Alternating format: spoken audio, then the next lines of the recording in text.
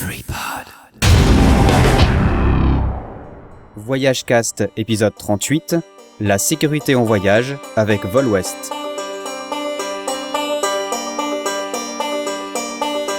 Two birds caught in flight, four wings of meat and light, never to focus mine, city of man, some will survive, and some will misplay, some will see us shine, right in yours and left in mine, fly early, don't be late, do not hesitate. Et bienvenue dans ce nouvel épisode de Voyage Cast, le 38 déjà, avec Volwest. Alors, juste pour la petite histoire, vous savez qui c'est qui chante dans le petit extrait qu'on vient d'entendre ? Ben, c'est Volwest, avec sa femme. Et vous aurez l'occasion, justement, d'écouter totalement ce morceau en fin de podcast, puisqu'il m'a gracieusement laissé l'utiliser, et ça fait vraiment plaisir parce que j'aime beaucoup ce morceau. Alors, qui est Volwest ? Eh bien, si un jour sur Google vous avez tapé survivaliste, il y a de fortes chances que vous soyez tombé sur son blog, puisqu'il a le blog Le Survivaliste. Mais alors, un survivaliste sur Voyage Cast, c'est un peu bizarre, non ? Eh bien, pas tout à fait. Pour ceux qui ont décidé de s'intéresser un peu plus au survivalisme, qui ont surtout décidé, oserais-je dire, de passer la barrière des médias qui les traitent de malades, qui croient aux extraterrestres, eh bien, vous aurez appris que le survivaliste cherche surtout une chose, c'est l'autonomie et la sécurité personnelle. Or, dans le voyage, c'est bien deux problèmes qu'on a quasiment tout le temps.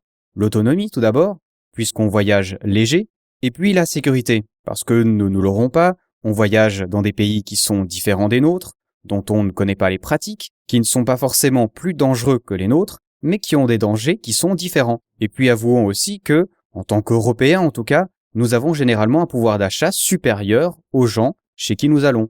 C'est le cas pour une grande partie de l'Asie, pour une grande partie de l'Afrique, et nous sommes donc parfois des sortes de petits porte-monnaies ambulants, et avoir quelques trucs pour savoir comment se protéger ou comment se prémunir contre de telles situations, même si le risque zéro n'existe pas, eh bien, c'est possible, et c'est possible en partie grâce aux conseils que Volwest va nous prodiguer. Alors pour faire un petit résumé des thèmes dont on a parlé sur cet épisode, en bref, on a parlé de la communication, on a parlé de l'autostop, de la gestion d'une situation tendue, de la connexion à notre environnement, de la confiance en soi et des manières de l'améliorer, le vol, le concept de l'homme gris, les petits trucs d'organisation quand on voyage à plusieurs, dormir dehors, ce qu'on pourrait appeler l'effondrement de la normalité en voyage, bref, un grand nombre de thèmes. Vous verrez qu'on a évoqué beaucoup de fondamentaux que la plupart des voyageurs connaissent. Si on l'a fait, c'est parce qu'on n'avait jamais parlé vraiment de sécurité sur Voyage Cast, même si on a évoqué plusieurs fois ce sujet.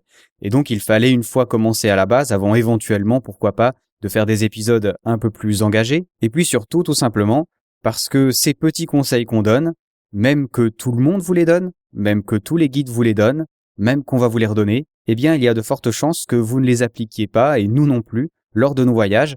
Nous pensons que ces bases sont indispensables, et malheureusement, quand on voyage, on voit quand même beaucoup de gens qui ne respectent même pas ces bases. C'était donc important, je pense, de les évoquer sur Voyage Cast. Je vais pas faire plus long. Bonne interview avec Volwest. On se revoit tout à l'heure. On entre tous les deux ici. La première chose que je fais, c'est de repérer les lieux et de voir où se trouve la sortie. J'ai regardé aussi où était la sortie, ça fait pas de moi une extraterrestre. Attends, tu t'es fait tirer dessus. On est tous amenés à faire des trucs dingues, pas forcément logiques quand on a peur. Il y a 6 voitures garées sur le parking. Je peux te filer leur numéro sans les regarder. C'est une gauchère qui est venue nous servir. Et le gars sur le tabouret au comptoir a déjà sifflé 2 verres, pèse 112 kilos et sait se défendre en cas de besoin. Je sais que s'il me fallait un flingue, le routier dans le camion gris pourrait sûrement m'aider. Et je sais qu'à cette altitude, si je dois courir à toute vitesse, je ferai largement une borne avant de perdre une seule goutte de sueur. Comment je peux savoir tout ça sans savoir qui je suis ? Bonjour et bienvenue sur Voyage Cast, je suis Jonathan comme d'habitude, et puis cette fois mon invité c'est Volwest. Salut. Salut. Alors comment est-ce que tu vas aujourd'hui ? Très bien. Dis-nous d'où est-ce que tu enregistres ? Là en fait je suis donc dans le Montana, aux États-Unis, où je vis depuis un peu plus de 3 ans maintenant. D'accord, alors on a vu quelques images vraiment magnifiques, mais tu es français quand même. Ouais, je suis français, né en France, grandi en France, et puis Et puis en fait, je suis venu ici, je suis venu ici en 80, définitivement, je suis arrivé ici en 94. D'accord, donc un petit moment que tu es aux États-Unis quand même. Ouais, ça va faire 20 ans, 20 ans l'année prochaine, 19 ans.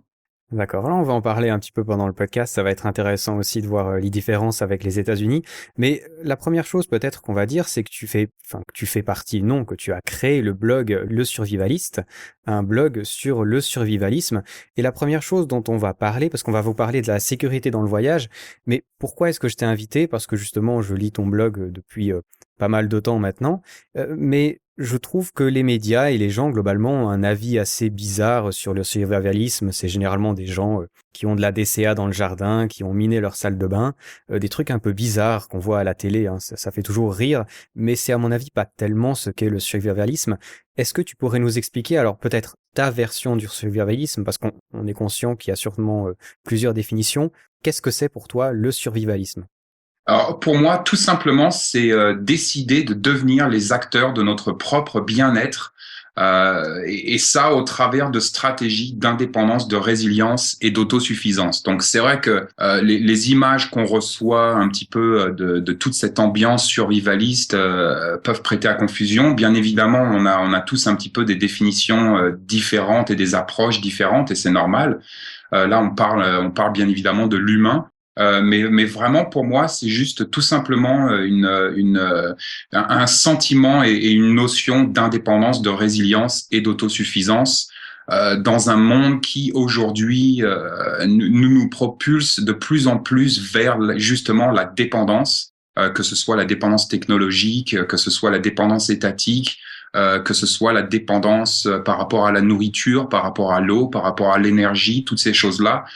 Et donc, je pense que c'est très intéressant pour nous aujourd'hui, justement, de nous réintéresser un petit peu à cette manière de vivre, à cette philosophie de vivre, qui se rapproche un petit peu plus de l'indépendance. Et on le voit au travers d'événements plus ou moins difficiles, que ce soit par exemple l'effondrement un petit peu de l'économie en Grèce. Certaines personnes ont été forcées de retourner vers des notions d'indépendance, de produire eux-mêmes leur propre nourriture, toutes ces choses-là. Et bien sûr, on le voit au travers d'événements un petit peu plus catastrophiques, que ce soit des catastrophes naturelles ou des catastrophes comme Fukushima et ainsi de suite. Donc c'est vrai que nous vivons dans un environnement qui présente certains risques, et donc tout simplement le survivalisme, c'est de s'intéresser un petit peu à notre bien-être et donc à penser un petit peu tous ces risques, et en même temps d'influencer la qualité de notre vie au jour le jour. Ouais, c'est vrai que cette indépendance est loin d'être mauvaise, hein, quand on voit, d'ailleurs aux États-Unis c'est assez rigolo, hein, aujourd'hui on est le 1er octobre et le budget n'a pas été voté. Alors par exemple je sais qu'il y a plusieurs instances, alors pour l'instant si j'ai bien compris c'est les musées, les zoos, tout ce qui n'est pas vraiment indispensable à la vie qui est stoppé. Ouais. Mais on pense quand même, je crois, à 800 000 personnes qui ne peuvent pas aller travailler aujourd'hui, qui, je pense, ne sont pas payées non plus, et qui, du coup, s'ils sont dépendants de cet argent-là, vont se trouver bien mal, hein, si j'ai bien compris. Oui, exactement. Là, c'est le parfait exemple. Je parle toujours donc de ces événements. Et bien évidemment, le plus gros risque, c'est ce que j'appelle un événement personnel, c'est-à-dire voilà l'accident de voiture ou bien évidemment la perte de l'emploi. Et là, on s'aperçoit avec la fermeture du gouvernement aux US que nous avons plus de 800 000 personnes qui viennent de perdre leur emploi du jour au lendemain, plus de salaire. Et donc effectivement, dans ces situations, c'est beaucoup plus facile de résister et de maintenir un petit peu notre normalité si effectivement nous avons quelques réserves de nourriture à la maison. Si par exemple je perds mon emploi, que je n'ai plus de salaire et que j'ai 6 mois de nourriture d'avance à la maison, j'ai pas à me préoccuper, j'ai pas à avoir cette question de voilà, qu'est-ce que je vais mettre sur la table ce soir pour ma famille. Ouais, c'est ça. Puis c'est quelque chose qu'on faisait à l'époque, hein. En tout cas, je sais que nous en Suisse, dans les fermes et tout ça, ils avaient quand même des réserves, des boîtes de conserve ou des choses. Voilà, c'était souvent pour l'hiver, c'est vrai, mais c'était aussi en cas de mauvaise récolte et tout ça. Donc on peut dire que le survivalisme, c'est quelque chose qui n'est pas nouveau en attendant un apocalypse nucléaire ou des extraterrestres. C'est vraiment quelque chose qui était ancré chez l'humain, et que c'est vrai, on a l'habitude d'avoir le magasin à 10 mètres de chez nous et qu'on a petit à petit perdu, quoi.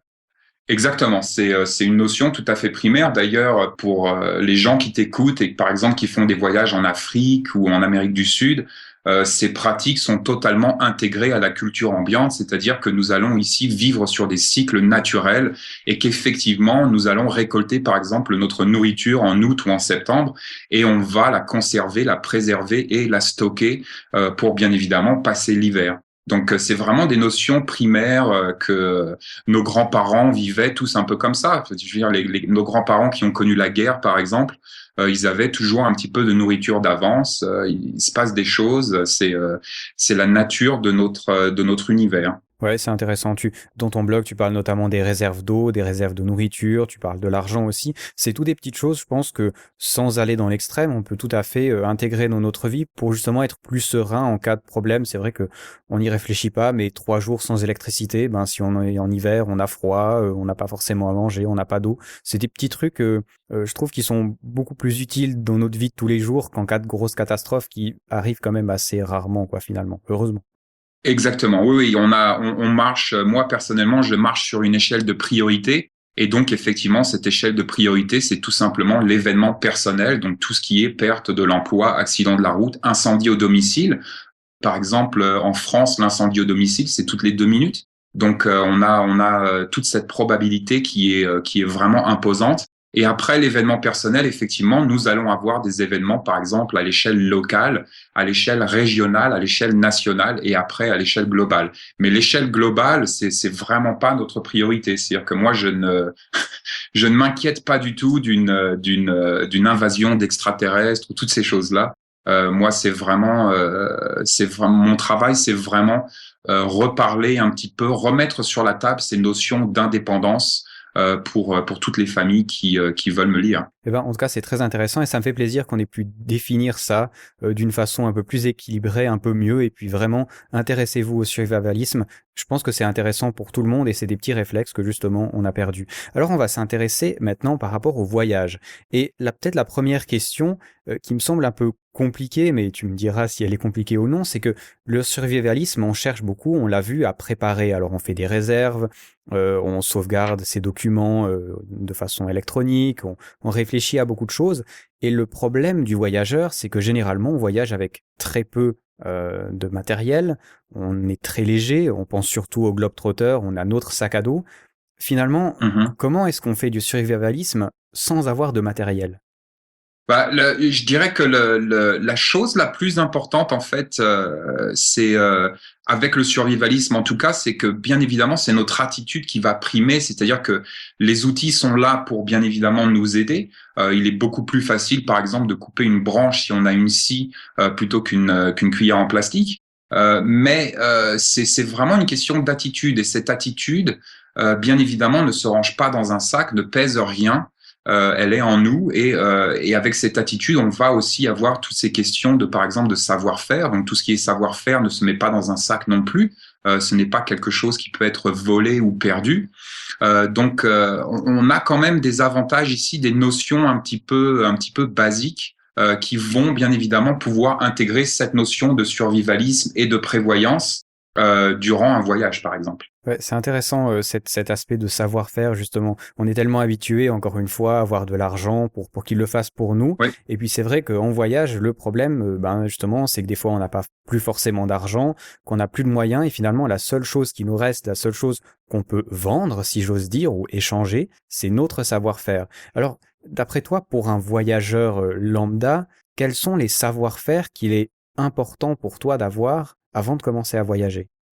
Déjà, le plus important des savoir-faire pour moi, c'est la communication, tout simplement.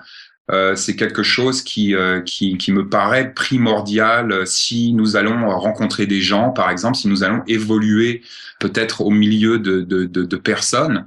Il y a plusieurs manières de voyager, hein. C'est assez vaste en fait. Est-ce qu'on parle ici d'une famille qui va aller, par exemple, dans un hôtel 4 étoiles à Maui pendant une semaine, ou est-ce qu'on parle d'un individu qui va peut-être voyager seul sur les routes en Amérique du Sud? Et effectivement, ces deux catégories vont présenter différents savoir-faire, mais la communication reste primordiale pour moi, tout simplement savoir sourire, savoir dire bonjour, savoir écouter. Nous avons 2 oreilles, nous n'avons qu'une seule bouche, c'est pas pour rien.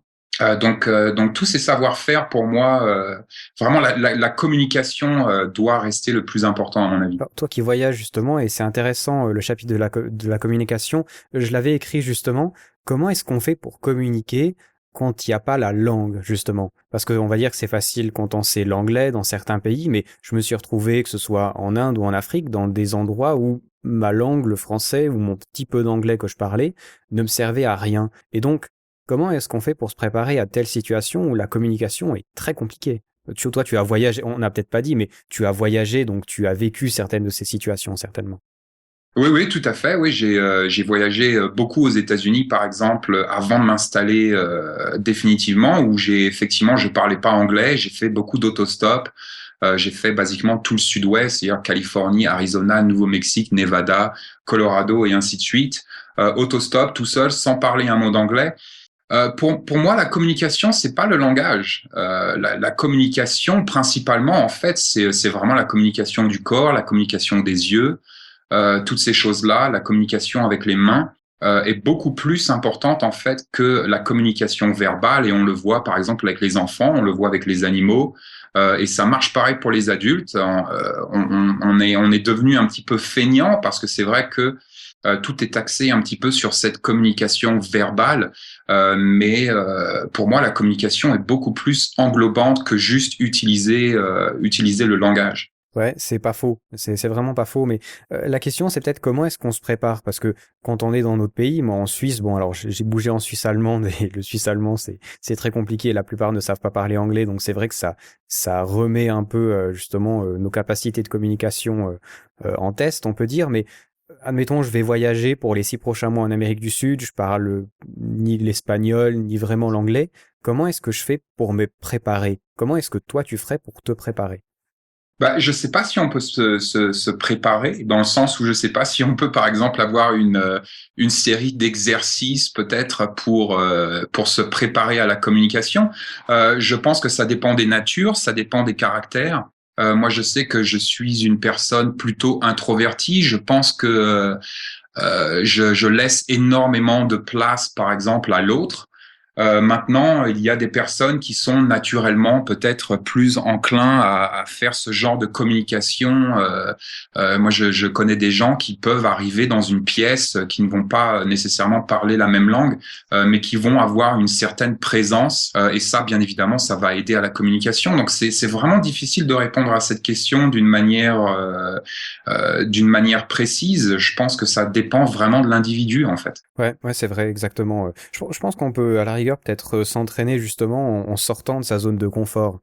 Tu vois, peut-être en allant dans un endroit de notre pays où on parle moins la langue, ou en essayant d'aller dans des marchés où il y a des gens qui parlent d'autres langues, ou en essayant de bouger d'environnement, on voit comment on réagit, parce que c'est finalement très compliqué, surtout pour les jeunes voyageurs peut-être qui tout d'un coup se disent à 18 ans ou à 20 ans, tiens, on va partir en Inde, on va partir en Thaïlande, et puis se retrouvent tout d'un coup avec tout qui change autour d'eux, tout l'environnement change, et puis du coup c'est vrai que c'est des fois compliqué de gérer le contre-coup, alors que peut-être en faisant des petites situations, bougeant en petit, on arrive justement à petit s'adapter. Enfin, je sais pas ce que t'en penses, mais ça peut être une forme de préparation. Oui, tout à fait, tout à fait. Encore une fois, ça va vraiment dépendre du caractère, de la nature, un petit peu de cette personne. Est-ce qu'on est ici sur une nature plus extravertie qu'introvertie? Est-ce qu'on est sur une nature ici qui est plus confortable avec l'humain qu'avec peut-être la solitude? Moi, j'ai beaucoup recherché la solitude en fait dans mes voyages, plus que l'humain. Donc c'est vrai que j'ai fait des rencontres magnifiques où en fait on s'est rien dit. Surtout en autostop, on a tous un petit peu, pour les personnes qui ont fait de l'autostop, mais on tombe un petit peu sur deux catégories de gens, soit les gens qui parlent, soit les gens qui ne disent rien. Moi personnellement, je préfère les gens qui disent rien, mais c'est vrai que ça va un petit peu dépendre de la situation, et ça dépend aussi des cultures, hein. Il y a des cultures, peut-être qu'en Amérique latine, il est plus important de effectivement d'aller de rechercher cette communication, et il y a d'autres cultures, je sais pas, je suis pas allé au Japon par exemple, où peut-être que c'est plus intelligent de s'effacer, tu vois. Ouais, c'est vrai que c'est peut-être se renseigner sur la culture avant peut être intéressant. C'est vrai qu'en Afrique, en tout cas, je pense que rien dire est relativement mal vu, par exemple.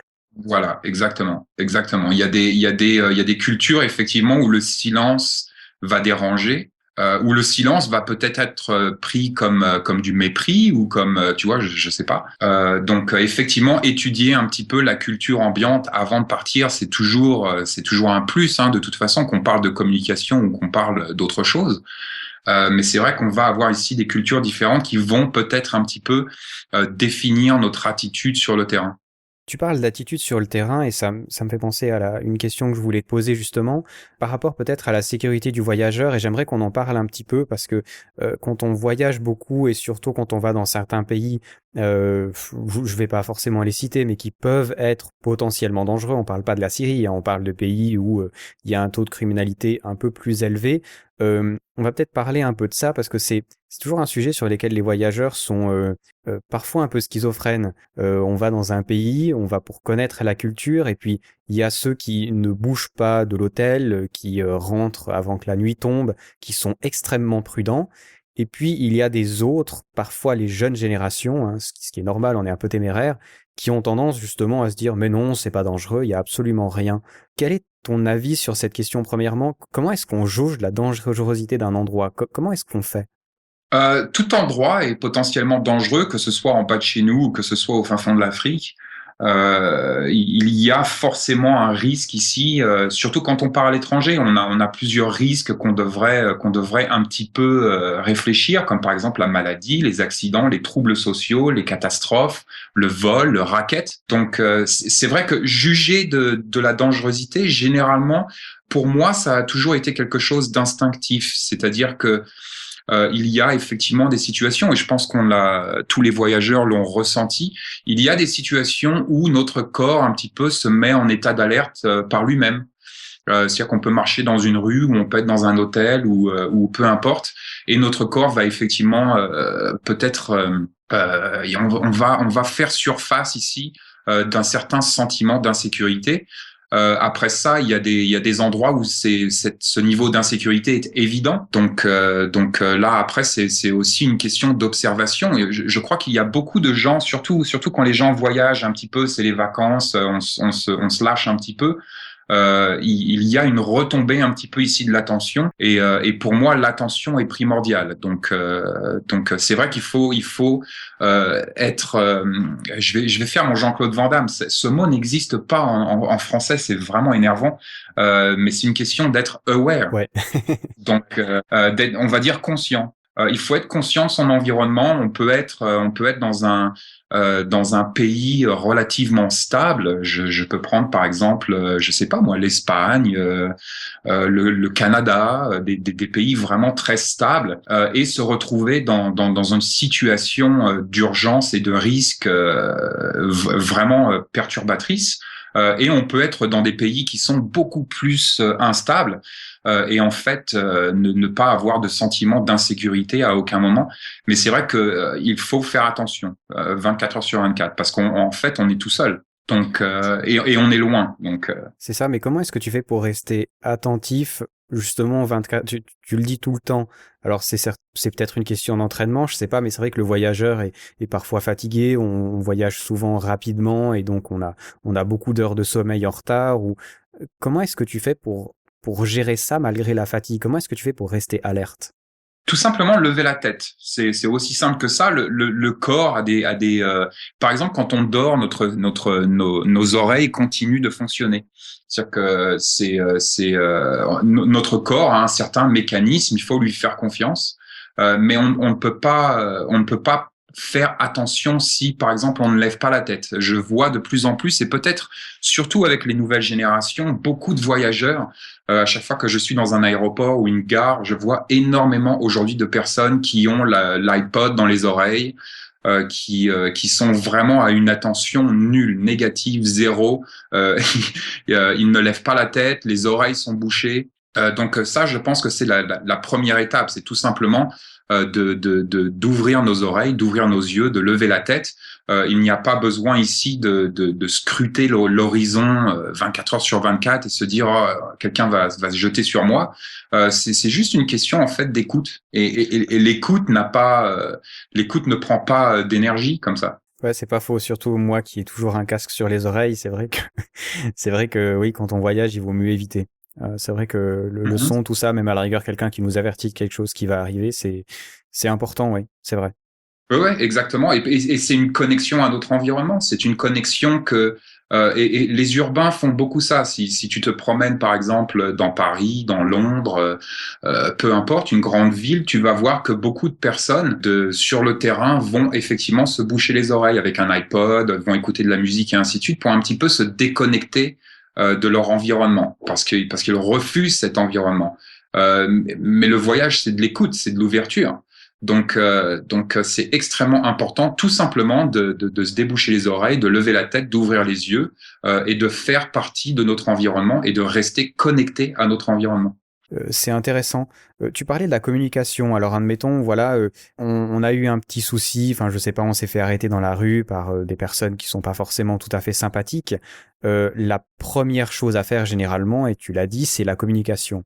Comment est-ce que tu communiques dans une situation de tension, parce qu'il y en a, alors c'est pas forcément des tensions graves, on n'est pas en train de parler de quelqu'un qui a un fusil sur nous, ça peut être, on peut faire typiquement un accident de voiture, et j'en ai vu un en Inde, et quand on fait un accident de voiture en Inde, il y a tellement de gens qui invitent 15, 20, 30, 50 personnes qui se mettent autour, qui parlent tous une langue qu'on comprend absolument pas. Comment est-ce qu'on fait pour communiquer, pour calmer le jeu? Comment est-ce que tu fais pour gérer ça? Moi déjà je fais 1m95 donc c'est beaucoup plus facile. Alors disons pour quelqu'un comme moi qui fait 1m74, qui est pas forcément super baraqué.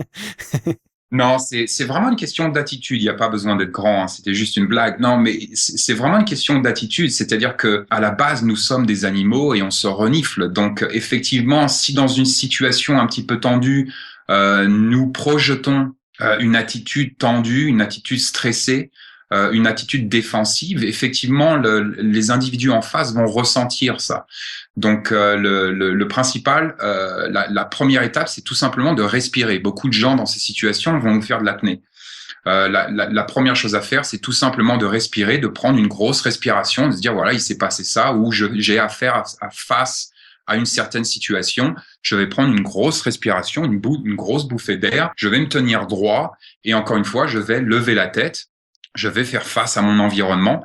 Ça, c'est les premiers gestes d'une communication assurée, d'une communication qui va être solide, sans être provocateur, sans être agressif, mais qui va juste dire voilà, il s'est passé quelque chose, mais je suis là, je prends ma responsabilité et je fais face.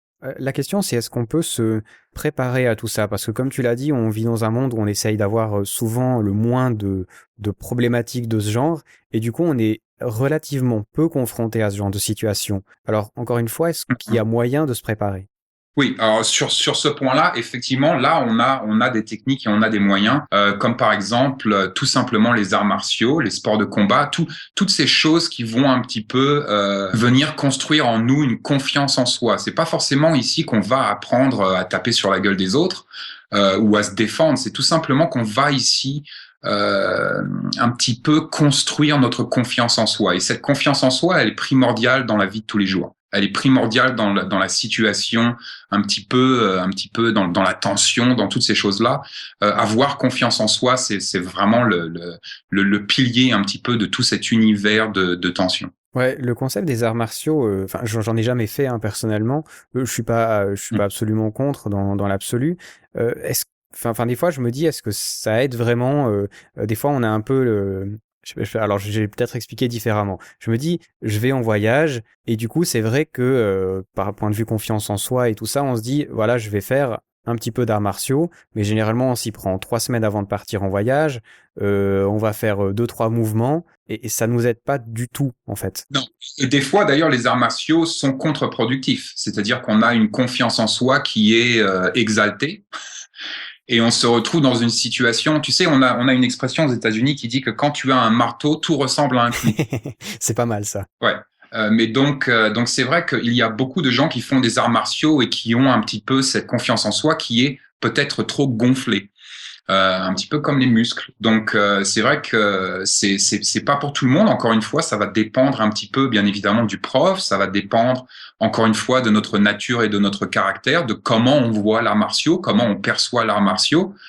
Beaucoup de gens perçoivent l'art martiaux comme des techniques de combat, des techniques de défense et ainsi de suite. Pour moi, c'est plus une philosophie, c'est une manière de voir un petit peu. D'ailleurs, je crois que c'est Marcel Proust qui disait le véritable voyage de découverte ne consiste pas à chercher de nouveaux paysages, mais à avoir de nouveaux yeux. Et c'est un petit peu la même chose avec l'art martial, c'est-à-dire que c'est pas une question ici d'apprendre certaines techniques, c'est juste une question de peut-être avoir de nouveaux yeux sur notre environnement. Et on revient un petit peu à la confiance en soi. Et il n'y a pas que les arts martiaux pour développer la confiance en soi. On peut faire des tas de choses comme tout simplement travailler le bois, construire quelque chose à la maison, ne serait-ce qu'une étagère Ikea. Toutes ces choses-là vont venir construire un petit peu cette idée de confiance en soi et donc améliorer notre niveau de communication. Ouais, pour revenir sur les arts martiaux, justement, moi qui connais rien au sujet, je sais pas si ça intéresse des auditeurs, mais toi qui en as sans doute testé quelques-uns, est-ce que tu nous conseillerais un art martial en particulier qui peut-être justement, sans le côté forcément combat, mais qui apporte vraiment quelque chose à ceux qui le font? Ça dépend de ce qu'on recherche. Si on recherche une technique de défense, personnellement, je me pencherais sur des arts martiaux qui ne sont pas conditionnés par certaines règles, comme par exemple le port de kimono, les pieds nus, toutes ces choses-là, pour moi, sont à éviter.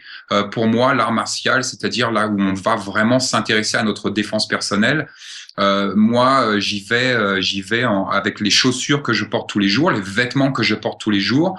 On s'entraîne sur du béton et pas sur des tatamis et ainsi de suite. C'est-à-dire qu'on essaye de rester le plus proche possible de la réalité.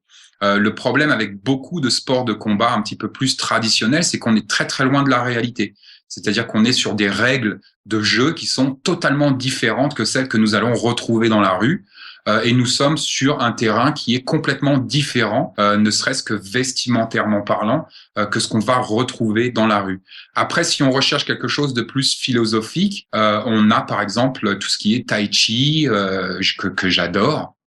Et là, on va plus parler effectivement de construire cette confiance en soi de l'intérieur. On va plus avoir ici des notions de respiration, de concentration, d'attention justement, et bien évidemment de communication. Donc, pour moi, d'un côté, il y a le tai chi et de l'autre côté, peut-être un art martial qui va plus être vraiment dans ces notions de réalité. Oui, c'est vrai que on est rarement en kimono dans la rue et puis on est beaucoup plus lourd avec des jeans, etc. C'est vrai que c'est des petits détails qu'on pense pas, mais qui rendent les choses beaucoup plus compliquées. Au niveau du survivalisme, justement, quand on est dans son pays, il y a toute une manière, on va dire, de se défendre vraiment soi. Et on parle bien entendu de se défendre. Alors ça peut être justement d'apprendre certains arts martiaux. Ça peut être aussi, par exemple, d'avoir, sans dire des armes, d'avoir par exemple ces sprays au poivre, etc. Qu'est-ce que tu penses de ces choses-là? Notamment, admettons, je me dis, je vais passer 6 mois dans un pays. Est-ce que d'après toi, ces choses-là sont utiles? C'est illusoire? C'est dangereux? Quel est ton avis là-dessus?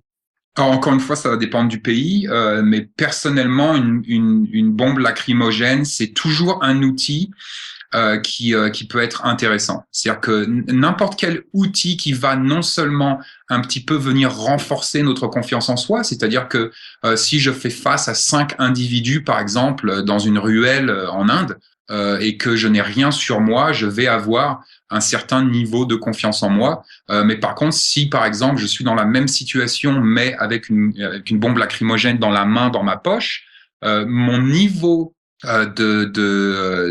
ma projection et mon attitude va être différente. C'est-à-dire que je vais être beaucoup plus calme, par exemple. Donc l'outil n'est pas forcément quelque chose qui sert qui vient servir la situation d'une manière directe. Mais l'outil peut être quelque chose qui vient servir la situation d'une manière indirecte en venant tout simplement un petit peu booster notre confiance en soi. Donc l'outil peut être effectivement très intéressant. Qu'est-ce que tu préconiserais pour ça? Alors, admettons, je vais passer on va dire que dans beaucoup de pays quand même, et on a notamment un auditoire qui est féminin, et on sait que les femmes sont malheureusement plus sujettes à être pris à partie, notamment dans certains pays. Toi qui as d'expérience là-dessus, qu'est-ce qu'on utilise? Est-ce qu'on s'entraîne? Est-ce que c'est compliqué? comment ça se passe? Parce qu'on va dire, dans la vraie vie, les gens savent que ça existe, mais on en utilise rarement, quoi. Ouais, bah moi j'ai toujours une bombe lacrymogène sur moi. Mon épouse a toujours une bombe lacrymogène sur elle. C'est vraiment un outil effectivement que j'apprécie. On peut effectivement s'entraîner avec et on devrait au minimum au moins une fois appuyer sur le bouton pour voir ce que ça fait. Bien évidemment à l'extérieur, pas à l'intérieur de chez soi. Mais c'est ouais non sincèrement c'est vraiment un outil qui a sa place. Il y a d'autres solutions. Donc là, on parle de bombes lacrymogènes, mais il y a d'autres solutions. Par exemple, tout simplement, une lampe torche, une petite lampe torche tactique peut être un outil. Moi, je ne m'en sépare jamais. D'ailleurs, la dernière fois que j'ai pris l'avion avec ma lampe tactique. C'est tout simplement une petite lampe torche qui tient dans la main, mais qui peut bien évidemment servir soit à nous illuminer, mais soit aussi dans une situation un petit peu délicate, comme soit un outil percutant, soit une méthode pour peut-être éblouir notre adversaire et ainsi de suite. Donc on a différents outils ici qui peuvent servir différentes fonctions. Selon bien évidemment les lois et les législations de certains pays, mais la bombe lacrymogène et la lampe tactique, pour moi, c'est un petit peu les deux systèmes qui ne me quittent jamais en voyage. Est-ce que ça t'a déjà servi ou bien Je me suis fait gazer énormément de fois, je dois dire. Ah ouais, c'est dans l'autre sens que c'est mieux, hein. C'est dans l'autre sens que ça a marché. Depuis que je porte une bombe lacrymogène, je crois pas que j'ai eu à m'en servir. Il m'est arrivé tellement de choses dans la vie que j'essaye un petit peu de me rappeler. À Paris, je me suis fait énormément gazer. Soit les mecs voulaient me prendre mon Walkman. On repart un petit peu dans cette notion. Oui, bon, mais là, ouais, on est dans l'attaque, on n'est pas. Ouais. Exactement. Mais non, je pense pas que j'ai eu à m'en servir en situation personnelle de défense. Mais c'est quelque chose effectivement qu'on voit assez souvent.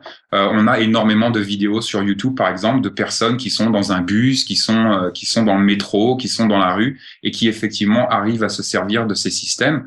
C'est pas un système qui va. On n'est pas sur du 100% ici, mais c'est un système qui peut effectivement avoir sa place et qui peut faire la différence. Ouais, exactement, et je trouve que l'aspect de confiance en soi que tu soulignes est vraiment important. C'est cette assise qu'on peut avoir qui va faire hésiter les éventuels agresseurs à venir nous agresser, justement. Exact. C'est super important, hein. La communication et ensuite ça peut faire qu'une situation qui aurait pu être potentiellement dramatique n'existe tout simplement pas, quoi. Exactement. Là, on parle toujours d'évitement et avoir cet outil dans la main, dans la poche, peut effectivement faire la différence indirectement. C'est-à-dire qu'on peut projeter ici une attitude qui va être légèrement différente que si nous n'avions pas ce système. Et effectivement, ça peut nous éviter certains problèmes. Exact. Alors, je vous encourage à aller bien sûr sur ton blog si vous voulez avoir plus d'informations sur ces techniques-là, hein. Tu as chaque fois des vidéos qui expliquent bien comment tout ça fonctionne, et je pense que ça peut être quelque chose de vraiment intéressant, en tout cas pour la confiance et puis peut-être pour éviter d'être sans arrêt dans la peur quand on n'a pas ce genre de choses. Exact. Alors, tu as parlé un peu du vol tout à l'heure, on l'a juste survolé. En voyage, le vol, c'est une des pires choses qui peut arriver parce qu'on perd ses papiers, on perd tout ce qu'on a et du coup, on est sans rien à l'autre bout du monde. Ouais. Toi, qui as beaucoup voyagé, comment est-ce qu'on arrive à se prémunir du vol? Est-ce qu'il y a des petites techniques pour éviter de se faire voler, justement? Parce que c'est le truc le plus bête qui peut arriver, franchement. Oui, tout à fait. La première technique, c'est encore une technique de communication, mais c'est tout simplement ce qu'on va appeler l'attitude de l'homme gris. Et l'homme gris, c'est tout simplement de ne pas afficher une certaine une certaine condition sociale ou une certaine condition économique. Il est évident que si je me promène en Amérique du Sud avec un Walkman à $100 et un appareil photo à $1000 et une caméra à $1000, je vais bien évidemment devenir un petit peu plus intéressant que si je portais des habits totalement neutres et qu'on ne voyait pas tous ces signes extérieurs de richesse. Donc ça, c'est vraiment la première technique, c'est tout simplement de se rappeler que effectivement, nous vivons dans un univers où il y a des prédateurs, surtout dans des pays où on a des problèmes économiques systémiques, une pauvreté systémique, et donc tout simplement, c'est d'éviter de porter ces signes extérieurs de richesse, enlever les bagues, enlever les bijoux, cacher les appareils photo, cacher les téléphones, toutes ces choses-là. Ouais, c'est vrai que c'est de l'élémentaire, hein. On est censé tous le savoir, mais pourtant quand on voyage, on voit des gens qui ne le font pas. Puis accessoirement, sans être forcément dans des pays lointains, mais on rappelle quand même, je me rappelle plus les chiffres maintenant, je sais pas si tu les as, mais le nombre de vols à l'arraché qu'il y a à Paris, c'est impressionnant quand même. Ouais, c'est impressionnant. Et effectivement, pas besoin d'aller au fin fond de l'Inde pour subir le vol. Mais c'est vrai que c'est très très simple en fait pour un petit peu venir renforcer cet aspect d'homme gris, c'est-à-dire un petit peu de respecter bien évidemment le terrain ambiant, le terrain économique ambiant. Pour aller un petit peu plus loin, on a aussi des outils comme par exemple des systèmes de portefeuille, par exemple, ou des systèmes qui vont nous permettre un petit peu de cacher ce qu'on a de plus important et de le rendre beaucoup plus difficile à l'accès. Donc, tout ce qui est passeport et argent liquide, on devrait tous, en tant que voyageurs, avoir un minimum d'argent liquide sur soi au cas où il se passe quelque chose et au cas où on se ferait effectivement voler notre sac. Mais donc, toutes ces choses-là sont importantes et vont venir un petit peu construire cette indépendance et cette autonomie et cette résilience effectivement au vol. Ouais, exactement ça. Et puis les documents numérisés et postés quelque part sur Internet, que ce soit sur Google Docs ou etc. C'est des petites choses bêtes, mais qu'on a tendance étrangement à pas forcément faire quand on part en voyage. Et moi, je veux dire, par exemple, quand je vais à Paris, je pense pas à le faire. Et puis pourtant, sans mes papiers à Paris, oui, bon, j'ai des amis, mais je serais embêté quand même, quoi. C'est des petits trucs bêtes, mais qu'il faut faire. Exactement. Tu as parlé un peu, j'aimerais profiter justement, vu que tu as voyagé souvent léger, puisque tu as fait de l'autostop, etc., tu prends quoi comme équipement quand tu voyages? Parce que ça, à mon avis, ça fait aussi partie de la préparation justement et de pas se retrouver Ouais. avec trop ou pas assez. Bah, je prends le moins possible. Donc, encore une fois, ça va un petit peu dépendre du pays. Ça va aussi un petit peu dépendre de la personne. Il y a des personnes qui vont devoir porter un petit peu plus. Je pense à des personnes comme par exemple qui vont avoir certaines conditions ou préexistantes, comme par exemple du diabète, toutes ces choses-là. Donc là, on va avoir des modules un petit peu plus conséquents, peut-être des modules soins un petit peu plus conséquents. Mais effectivement, porter le moins possible. Pour moi, le premier rempart, ça va être mes vêtements. Pour moi, les vêtements, c'est extrêmement important. Je vois, par exemple, et j'ai vu énormément de gens partir, par exemple, faire des voyages et ainsi de suite, et se retrouver dans les bois avec des sandales et un t-shirt en coton. Pour moi, c'est inacceptable. Donc effectivement, les vêtements, ça va être pour moi le plus important. Après ça, ce qu'on met dans le sac, ça va dépendre d'où on va, de combien de temps on y va, du pays même, du climat, bien évidemment.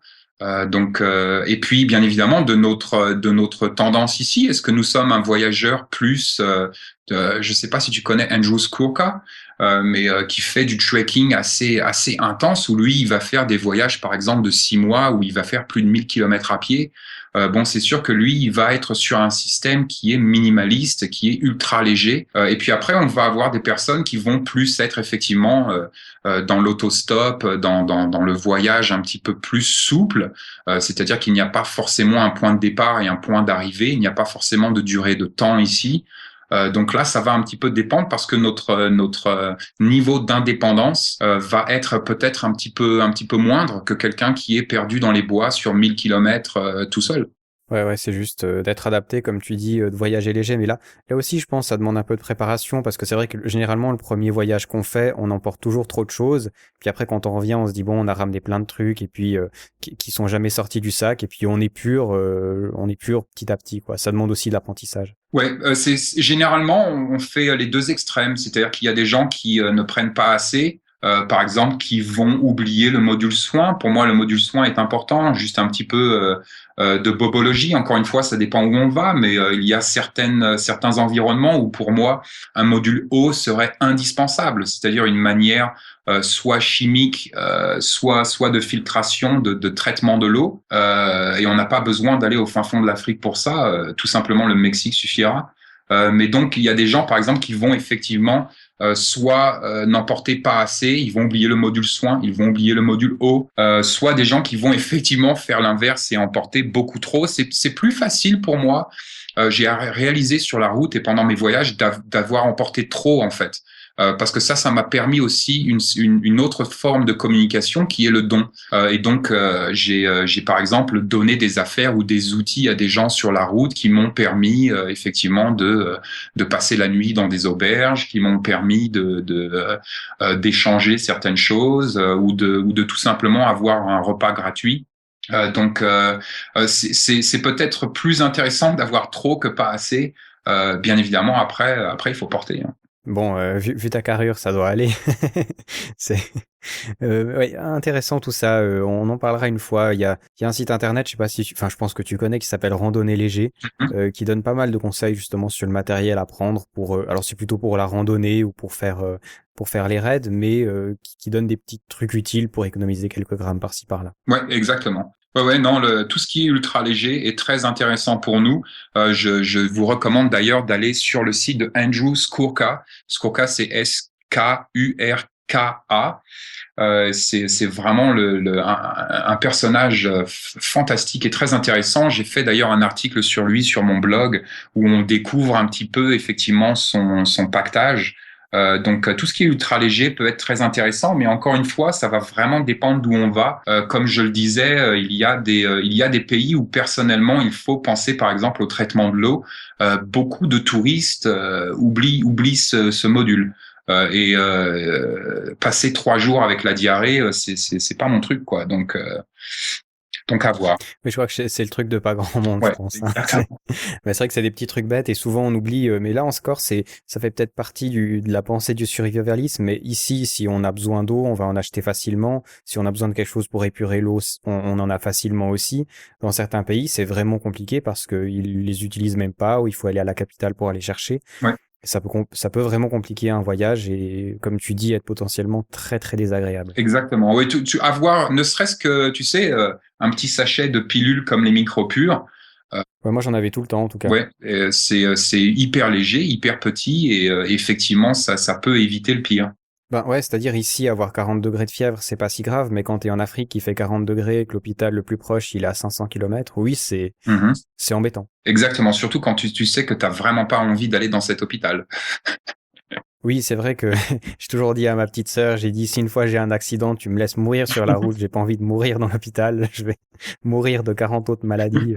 Non mais c'est vrai qu'on oublie, comme tu dis, dans nos pays, on a de telles facilités qui sont bien sûr géniales, Ouais. mais il faut jamais oublier que c'est pas toujours là. Exactement. J'aimerais te soumettre une ou deux situations que j'ai lues, que des voyageurs ont vécues, et savoir un peu comment est-ce qu'il faudrait réagir, on va dire. La première, et qui arrive visiblement assez souvent dans certains endroits en Amérique du Sud, c'est quand on prend le taxi, et puis que le taxi nous amène visiblement pas au bon endroit. C'est une sorte de kidnapping. Généralement, il nous amène quelque part, il y a ses potes qui attendent, et puis on se fait braquer tout ce qu'on a, et c'est pas très cool. Alors, comment est-ce que tu réagis dans une genre de situation? Tu rentres dans un taxi, tu vois qu'il visiblement il prend pas la bonne route. Comment est-ce que tu réagis? Waouh, difficile de répondre. Dur, hein. Ouais. Alors, c'était Bernard Pichon qui avait vécu cette situation. Il avait fait un podcast avec moi. Il avait donné une solution que je trouvais vraiment intéressante. Il avait dit, il était dans un pays justement, il devait se diriger vers l'aéroport. Et puis, le gars prend la mauvaise route. Alors, il se dit, qu'est-ce que je fais? Bernard Pichon a plus de 50 ans, en tout cas, c'est pas quelqu'un de très athlétique. Donc, voilà, le côté défense raté. Il a simplement dit au chauffeur, sans lui dire qu'il voyait qu'il allait à la mauvaise direction, il a dit oui, en fait, il faudrait juste qu'on se dépêche parce que j'ai rendez-vous avec monsieur, il a inventé un nom, qui travaille à l'ambassade, on a rendez-vous avec lui, puis le chef de la police, là, pour faire un interview. Alors lui, les journalistes, du coup, c'était pas vraiment un mensonge, même s'il avait bien sûr pas d'interview à faire. Et puis la voiture a repris gentiment le chemin. Et je trouvais que c'était assez sympa parce qu'encore une fois, la première chose à faire avant sortir son arme, sortir je sais pas quoi, juste de la communication. Alors là, pour l'occurrence, c'est un mensonge, mais si ça nous sauve la vie, on va dire que c'est acceptable. Je trouvais que c'était une bonne solution. Oui, tout à fait. La résolution des problématiques avec la communication est toujours beaucoup plus intéressante que la résolution physique. Ça va vraiment dépendre. Je crois que c'est impossible en fait de répondre à ce genre de questions, tout simplement parce que ça va dépendre de l'individu, ça va dépendre du pays, ça va dépendre de nous. Est-ce qu'on s'en aperçoit assez rapidement ou pas? C'est assez délicat en fait comme question. j'en profite, tu as dit avant qu'il fallait justement se préparer et rester alerte. Ouais. Est-ce que ça veut dire que quand tu vas quelque part, que tu connais pas forcément, tu as toujours une idée d'où est-ce que tu dois aller à peu près? Parce que justement, là, l'avantage quand on sait où on va, c'est qu'on peut savoir que la voiture ne se rend pas au bon endroit. Exact. Ce qui nous laisse peut-être la possibilité de décrocher notre téléphone ou n'importe quoi, de réagir avant que ça arrive. Donc, est-ce que toi, justement, tu as toujours idée d'où tu es, où tu vas, qu'est-ce que tu fais? Bah, c'est mieux. Je me suis retrouvé dans une situation un jour, je faisais de l'autostop.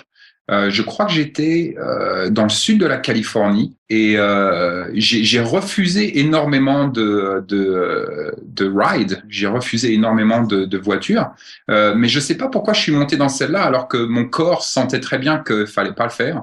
Et en fait, effectivement, le mec, encore une fois, je parlais très peu l'anglais à l'époque, mais le mec voulait tout simplement, bon, il y avait un petit abus sexuel ici. Donc j'ai essayé de lui faire comprendre, bien évidemment, que j'étais pas de ce bord-là et que ça ne m'intéressait pas. Mais quand on est pris au piège dans une voiture et qu'on roule à 70 km/h sur une autoroute ou sur une route, difficile d'ouvrir la portière et de sauter, difficile de savoir en fait si cette situation est réellement dangereuse ou si cette situation va un petit peu disparaître par elle-même. Et bon, mon expérience s'est bien terminée. Au bout d'un moment, il a compris que j'avais pas envie de faire ça, et donc il s'est arrêté sur le bord de la route et il m'a laissé descendre. Mais c'est vrai que c'est hyper délicat de savoir un petit peu où est cette transition et où est cette limite où il faut effectivement se battre. Que ce soit verbalement ou physiquement pour un petit peu sauver notre intégrité physique, ou est-ce qu'il faut tout simplement laisser faire et attendre que ça se passe. Donc c'est très délicat comme situation et ça va vraiment dépendre de l'individu, ça va dépendre de la situation et un petit peu du tout, quoi. Ouais, c'est vrai que c'est des situations assez complexes et comme tu dis, des fois on a presque tendance à trop s'emporter ou à trop réagir vite, alors que des fois simplement en laissant le temps et la situation se calmer, ça irait bien. Mais c'est vrai que c'est compliqué tout ça. Ouais. En Afrique, on a parfois des soucis dans les marchés aussi, et c'est des situations qui je trouve sont vraiment très complexes. J'en ai eu une au Togo justement. Et ce qui est très compliqué en fait, c'est qu'il y a beaucoup de monde, et c'est très compliqué surtout quand on n'est pas seul. Et c'est peut-être un aspect qu'on a négligé jusqu'à maintenant. Quand on voyage seul, je trouve que beaucoup de situations sont plus facile que quand t'es à plusieurs, parce que tu peux toujours courir tout seul. Au pire, tu lâches ton sac et puis tu laisses tout, mais voilà, tu sauves ta vie. Ou au pire, tu peux te défendre. Mais dès que t'es avec quelqu'un, c'est beaucoup plus compliqué, parce que si l'autre personne est à quelques dizaines de mètres, comment tu réagis? Est-ce que si tu réagis mal, l'autre va prendre à ta place? Comment est-ce que tu as déjà voyagé à deux, et comment est-ce que tu appréhendes le truc? Oui, j'ai voyagé à deux. Encore une fois, communication, mais avant. C'est-à-dire que je pense que si on voyage à deux, on devrait avoir déjà mis en place au préalable quelques notions de communication. Ça peut être un geste, par exemple, qui veut dire voilà, bon là ça pue, faut se casser. C'est aussi simple que ça, hein. Ça peut être aussi simple que ça, de tout simplement voilà, si je me gratte l'oreille droite, ça veut dire qu'on part. Généralement, à deux, la communication est beaucoup plus difficile. Et effectivement, si une des personnes part à gauche, l'autre va généralement partir à droite. Si une personne veut se taire et un petit peu calmer le jeu, l'autre personne va s'emporter. Donc, c'est vrai que c'est beaucoup plus difficile à gérer. Mais il faut le prévoir avant. Dans certaines situations, c'est bien même de dire, voilà, s'il se passe quelque chose, il y a que moi qui gère la situation. Ton boulot, ça va être juste de rester derrière moi et d'être sûr que personne m'arrive dans le dos, par exemple, et d'avoir un petit peu ces systèmes de communication par geste, par exemple. Avec mon épouse, on utilise beaucoup le langage par signe, par exemple. On peut tous acheter un petit livre à $3 qui va un petit peu répertorier toute la communication par signe, donc le langage des sourds et muets, et d'apprendre 2-3 signes. Ça peut être très intéressant en couple, par exemple, de pouvoir communiquer non verbalement, c'est-à-dire à distance, silencieusement, mais de pouvoir communiquer. C'est super intéressant ce que tu dis là, tu vois, parce que honnêtement, j'y avais jamais pensé, alors que ça paraît bête comme solution, mais ouais, c'est vrai, c'est génial ça. Et surtout, des fois, je trouve, quand on est deux, tu parlais des sentiments qu'on a dans le corps ou de la sensation qu'on a, et quand on est deux, peut très bien y avoir quelqu'un qui ne ressent rien parce qu'il est en train de regarder quelque chose d'autre ou en train de boire un verre ou n'importe quoi, et l'autre qui sent la situation, puis des fois tu peux pas vraiment crier dans la rue ou n'importe quoi, et c'est vrai que le coup d'avoir des petits signes comme ça, je trouve ça super intelligent. Ouais, non, et c'est quelque chose qu'on utilise avec mon épouse, par exemple. On peut, par exemple, être tout bêtement dans un marché et je vois quelque chose ou elle voit quelque chose qui semble anormal et donc elle va me faire un petit signe pour dire voilà, fais attention, ou elle va me faire un petit signe pour dire voilà, là on part. Et on n'a pas besoin de parler. C'est tout simplement, hop, on va se retrancher, on va partir ou on va observer un peu plus intensément et ainsi de suite. Donc ça peut être vraiment une technique très intéressante. Ouais, ben merci pour ce conseil. On essaiera de mettre en pratique. C'est vraiment super intéressant.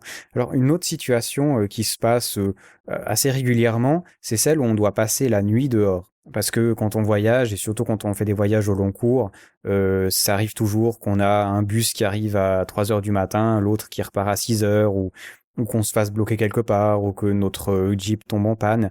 Et c'est vrai qu'on avait déjà fait un podcast sur l'autostop, on avait parlé un peu de dormir dehors, mais quels sont tes conseils quand on dort dehors? Parce que c'est aussi quelque chose que généralement on fait pas, à moins qu'on fasse du camping. Ouais. Mais beaucoup de gens actuellement ne font pas de camping, c'est étrange, mais pourtant il y en a. Mm-hmm. Comment est-ce qu'on fait pour passer la nuit dehors, encore une fois, en maximisant la sécurité? Ben, on ne dort pas. On s'aperçoit très vite, et j'ai dû le faire pas mal de fois, que ce soit en Europe. Je me suis retrouvé à dormir sur les marches d'église et ainsi de suite. C'est vrai que c'est toujours un petit peu délicat. Encore une fois, ça va dépendre un petit peu où on est. Il y a des endroits où effectivement on peut se permettre de fermer les yeux dehors et de dormir dans un parc sur un banc, par exemple. Et il y a des endroits où il faut savoir reconnaître que cette pratique n'est pas permise. Il y a des endroits où on ne peut pas dormir dehors comme on veut, et ainsi de suite. Donc c'est un petit peu, encore une fois, écouter notre corps et se dire voilà, là c'est permis, je peux fermer les yeux. On peut aussi, si les gens portent des montres ou on a des iPods ou des téléphones et ainsi de suite, on peut mettre l'alarme toutes les heures. Ça peut être une solution, et d'un petit peu se réveiller toutes les heures et de voir un petit peu où on en est. Et bien évidemment, sécuriser nos affaires un maximum, peut-être même se cacher.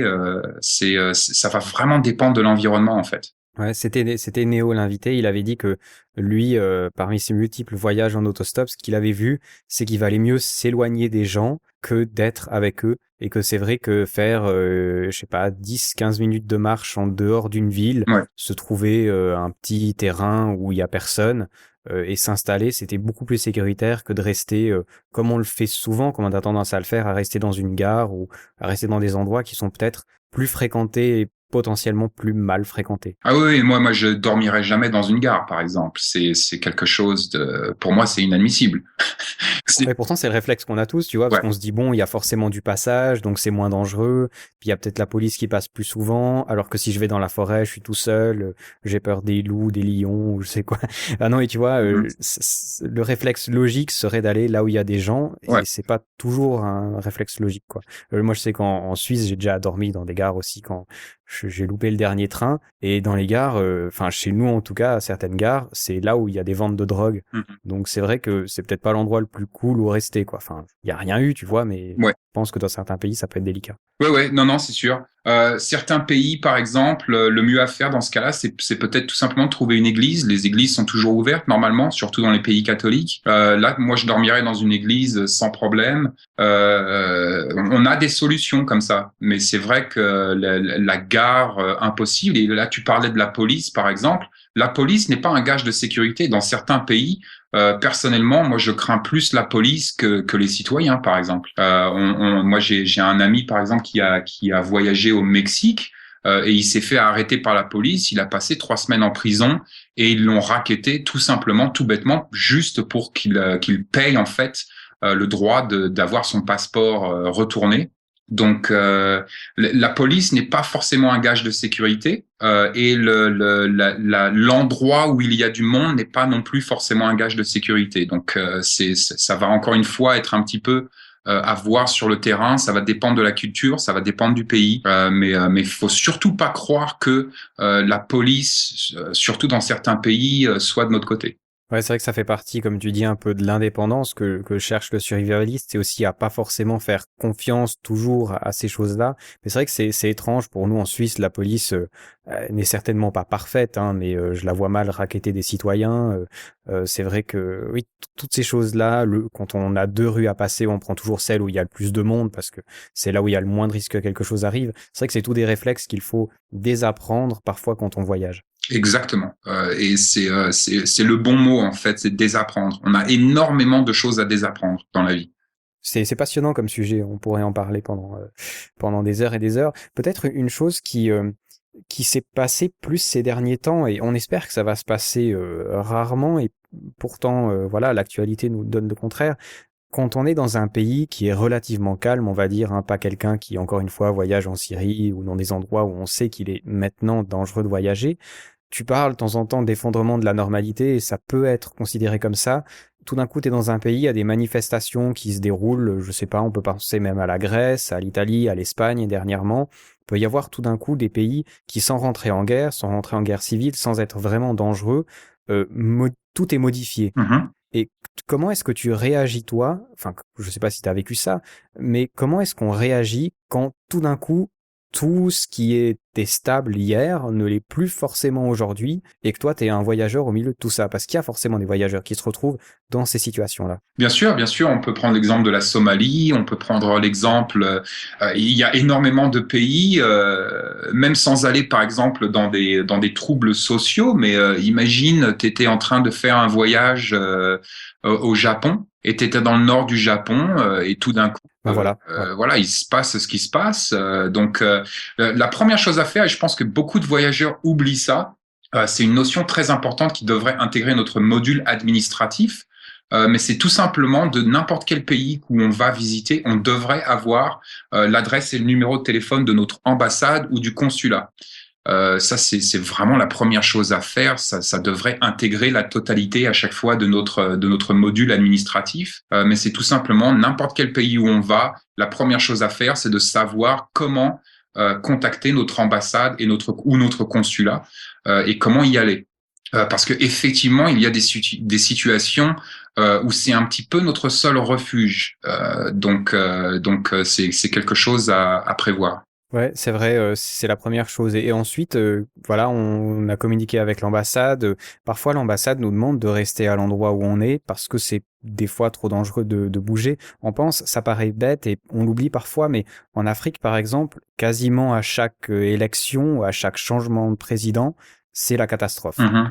C'est un peu dans la vie sociale de là-bas, c'est quelque chose de normal, où je sais que dans des pays même comme le Bénin ou comme la Guinée, certaines périodes de l'année où les ressources alimentaires, voilà, vous trouvez un bon mot, les ressources alimentaires commencent à manquer, et puis du coup il y a des manifestations, des choses comme ça, et des fois on oublie de vérifier ça avant de voyager, et on doit rester à l'endroit. Alors comment est-ce que tu fais pour t'adapter quand tu peux pas bouger justement? Quels sont les réflexes à avoir? Encore une fois, ça va dépendre un petit peu de la situation, parce que pas bouger, parfois c'est vraiment la dernière chose qu'on veut faire.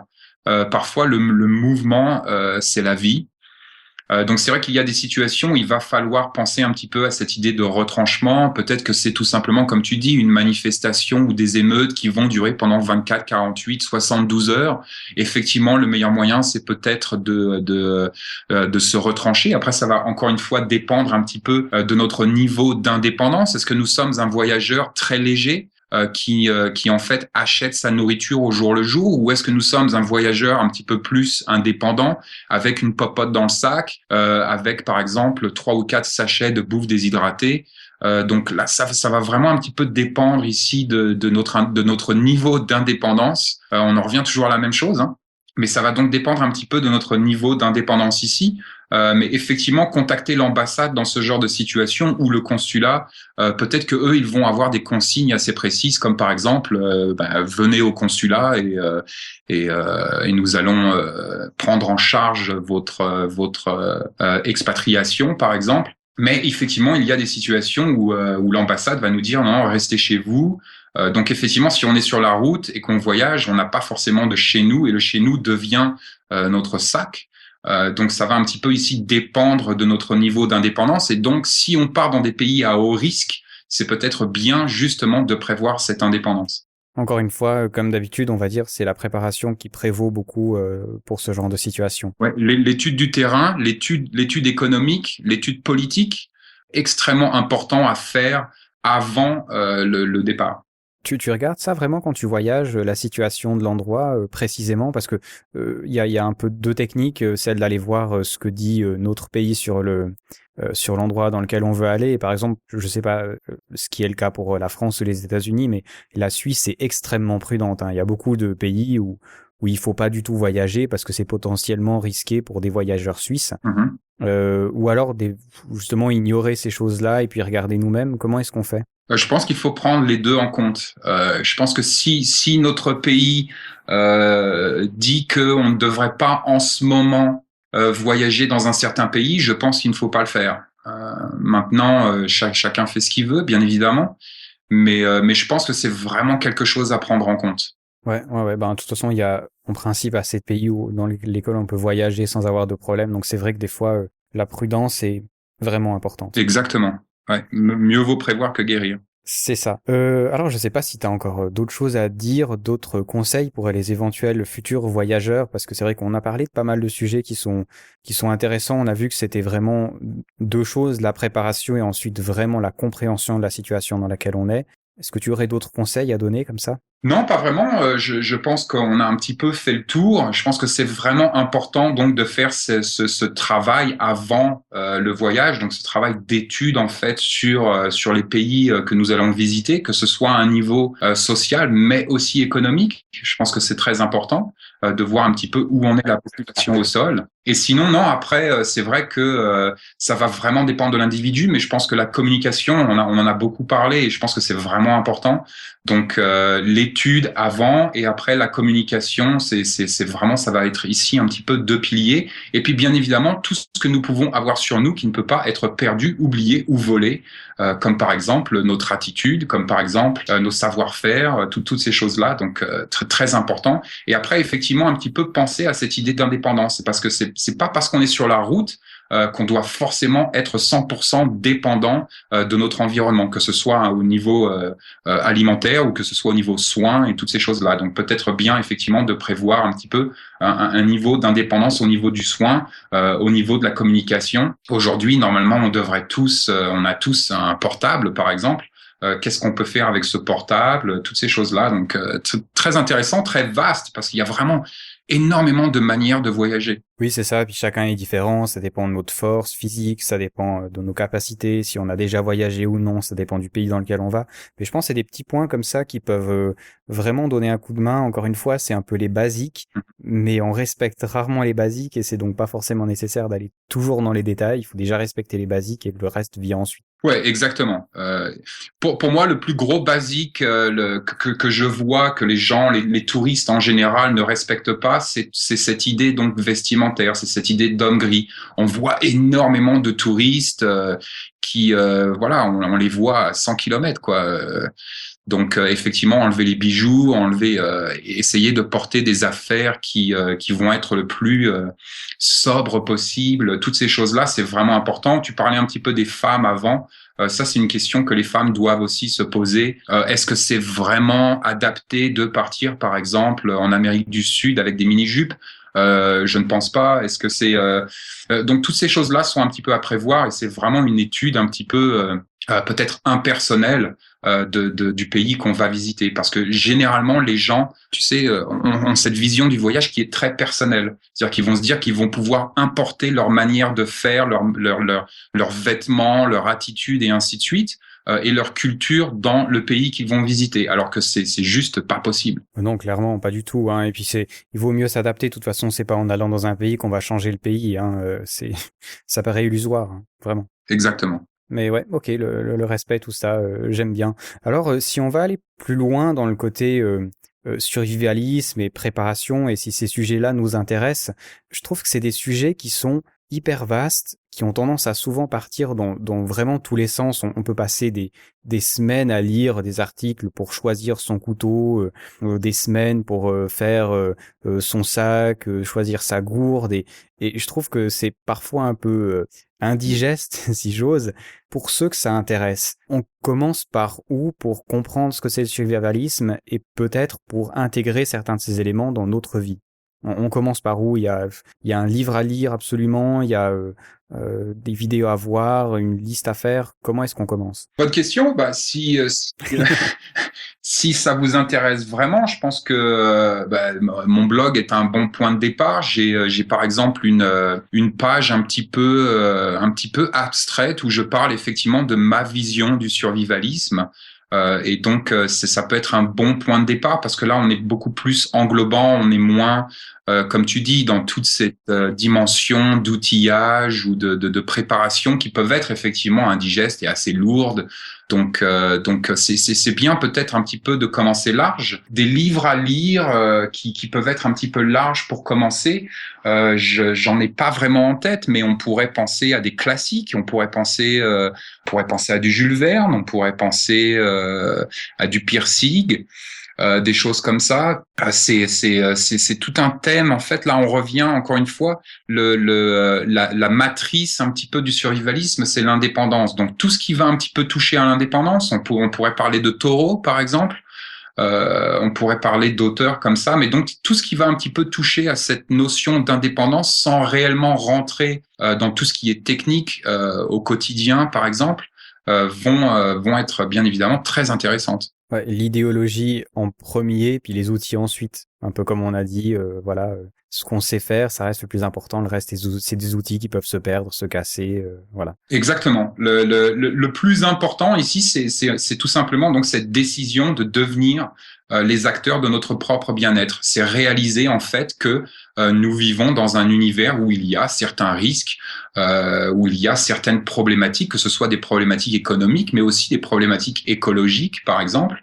Donc de réaliser un petit peu la nature même de notre univers et de voir que au final la solution qui reste la plus pragmatique et la plus intéressante pour nous, c'est tout simplement de travailler notre indépendance, de travailler notre autosuffisance et aussi de travailler notre résilience, parce qu'il y a des problèmes. On en a un petit peu parlé, comme par exemple, voilà, la centrale au Japon, les tsunamis, les catastrophes naturelles, donc, mais aussi les catastrophes technologiques, les catastrophes sociales, toutes ces choses-là. Nous avons des problèmes ici, et effectivement, pour moi, personnellement, la meilleure solution, c'est pas forcément de pointer le doigt et d'accuser nos politiciens, d'accuser la machine agricole ou d'accuser ceci et cela, mais tout simplement de se remettre soi en question et de voir comment, par nous-mêmes, nous pouvons améliorer la qualité de notre vie au quotidien. Ouais, je suis assez d'accord avec ça, franchement. Plutôt que de se plaindre, agir pour gagner en autonomie, à mon avis, c'est de toute façon pas un mal. Tu as fait un livre aussi, tu peux juste nous en parler éventuellement. Oui, alors en fait, j'ai coécrit un livre avec Piero San-Giorgio qui s'appelle Rue Barbare. Et en fait, on s'est aperçu au travers du blog que je fais donc depuis 3 ans, mais tout simplement, on s'est aperçu donc que effectivement, beaucoup de gens vivaient en milieu urbain, et donc se poser la question de savoir un petit peu comment intégrer ces notions de prévoyance, ces notions d'indépendance et de résilience à l'échelle urbaine, parce que effectivement, si on prend par exemple comme exemple les problèmes que nous avons sur tout ce qui concerne l'alimentaire, c'est-à-dire l'utilisation de pesticides massivement, l'utilisation de produits chimiques sur notre nourriture aujourd'hui, par exemple, bien évidemment, une des solutions pour nous survivalistes, ça va tout simplement être de produire notre propre nourriture. Donc, je parle énormément, par exemple, de permaculture sur le blog. Ça, c'est super intéressant. J'adore. Ouais, la permaculture, c'est quelque chose de fantastique, et c'est un petit peu ce qui définit en fait le survivalisme. Mais donc je parle énormément de permaculture, de faire tout simplement pousser notre propre nourriture pour éliminer l'étape agroalimentaire qui nous dérange aujourd'hui. Mais donc effectivement, beaucoup d'urbains se sont posé la question de comment faire pour eux en milieu urbain si nous n'avons pas effectivement de terre pour faire pousser notre propre nourriture, et ainsi de suite. Et donc on a sorti ce livre avec Piero qui parle un petit peu de cette démarche d'indépendance et de résilience, mais à une échelle urbaine. C'est un des livres qui pourrait m'intéresser, ça justement, parce que je vis en ville, hein, malheureusement. Enfin, quoique la ville, honnêtement, de Berne et les villes en Suisse, généralement, sont quand même très très sympathiques. Les forêts sont rarement loin, les villes sont pas très grandes, c'est des dimensions humaines. Mhm. Franchement, on n'a pas à se plaindre, quoi. Ouais, non, tout à fait. C'est encore une fois, c'est une question d'indépendance, cette relation à l'indépendance et la dépendance.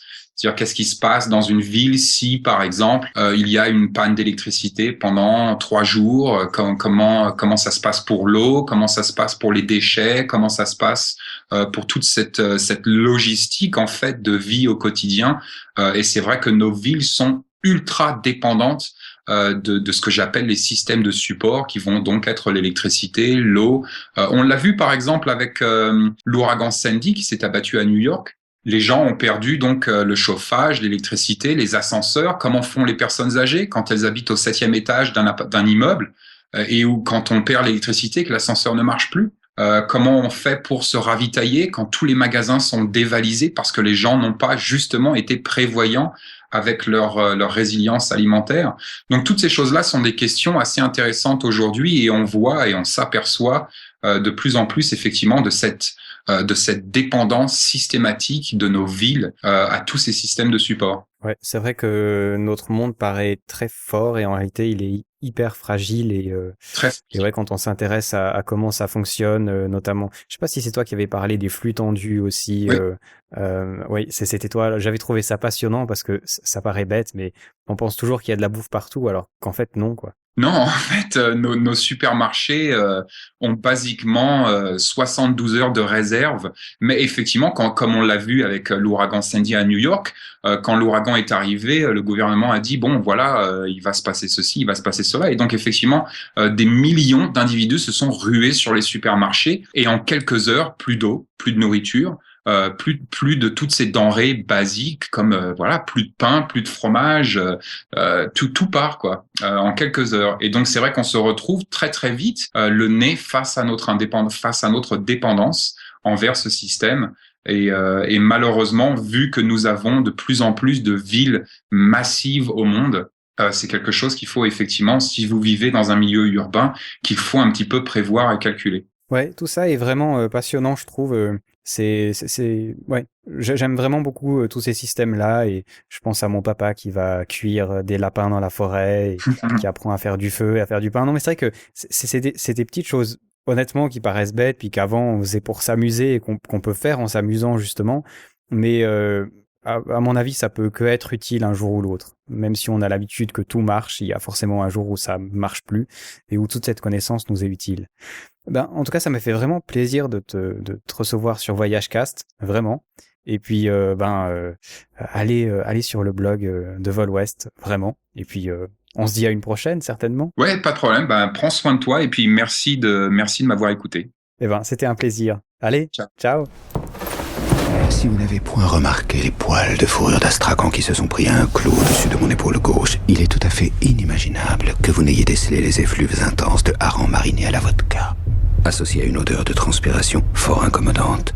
Entre les poutres, au-dessus de nous, il y a un homme qui se cache, un cosaque. Ceux-ci sont connus pour leurs acrobaties improbables et ont la sinistre réputation d'arrondir leur fin de mois en assassinant.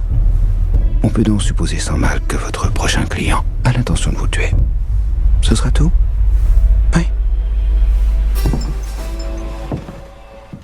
Et encore merci à Vol Ouest d'avoir participé à VoyageCast. C'était un vrai plaisir de le recevoir, vraiment.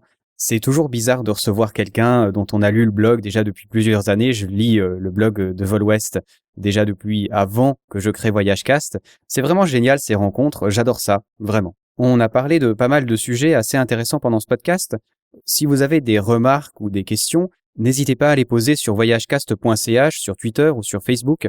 En principe, je réponds relativement rapidement. Et si vous avez des questions directement pour Vol Ouest, je peux aussi les lui faire parvenir par mail et il viendra répondre sur VoyageCast. Donc, surtout, n'hésitez pas. Pour ce qui est des films de cet épisode, le premier, c'était La mémoire dans la peau, que vous aurez certainement reconnu, Jason Bourne. Pourquoi j'ai choisi ce film ? Parce que justement, il parle beaucoup d'observation et de prévoyance. Il est extrêmement autonome. Ça m'a donc fait un peu penser à ce dont on parle dans VoyageCast. Si vous les avez pas vus, foncez. Le premier est très bien. Le dernier qui est sorti est pas terrible, je trouve.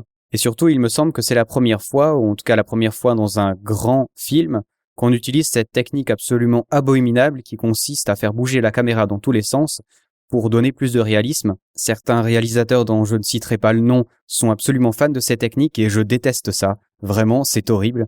Autant ça peut passer dans 1 ou 2 films, mais alors vraiment 4 films de suite, c'est juste pas possible.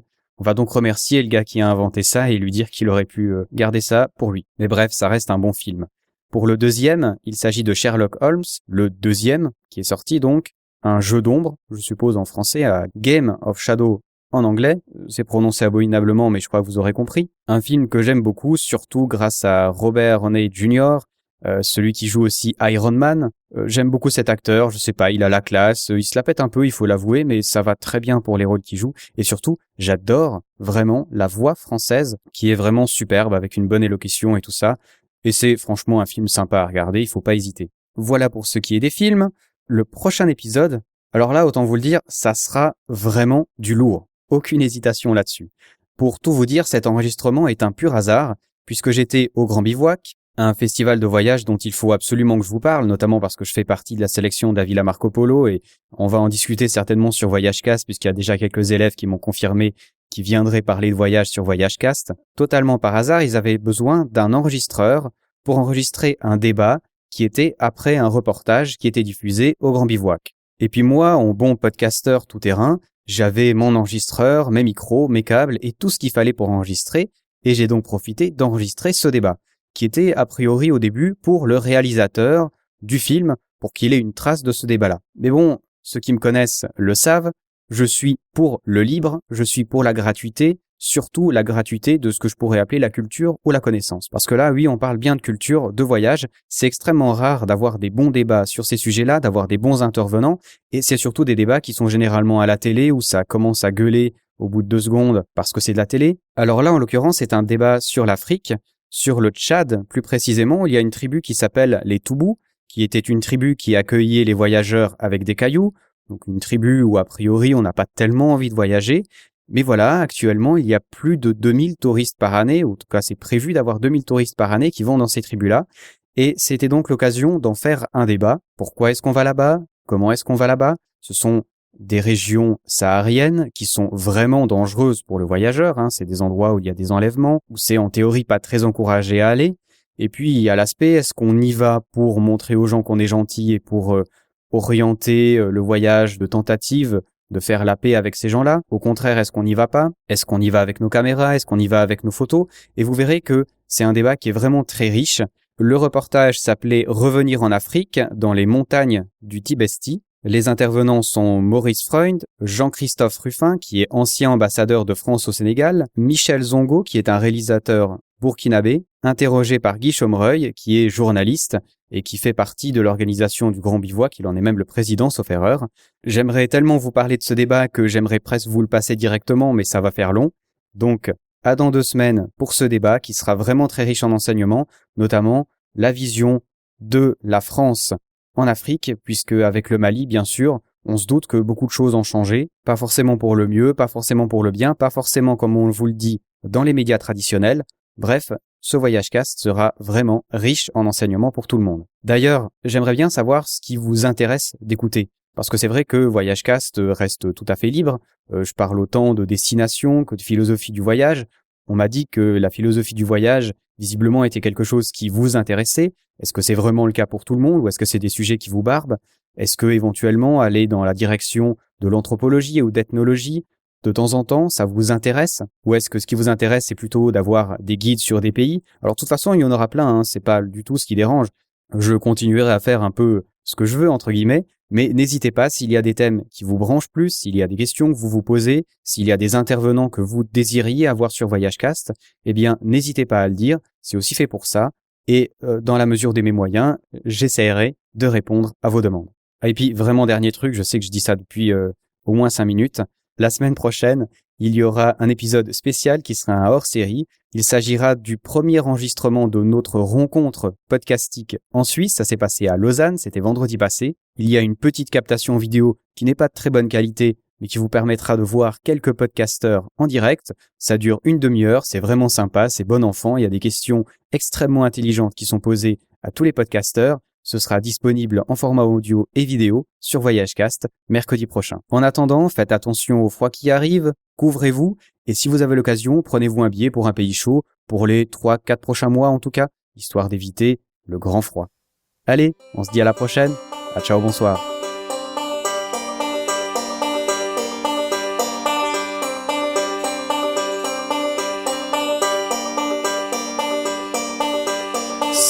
Two birds caught in flight, four wings of meat and light. Never to focus mine, city of man. Some will survive, and some will misplay.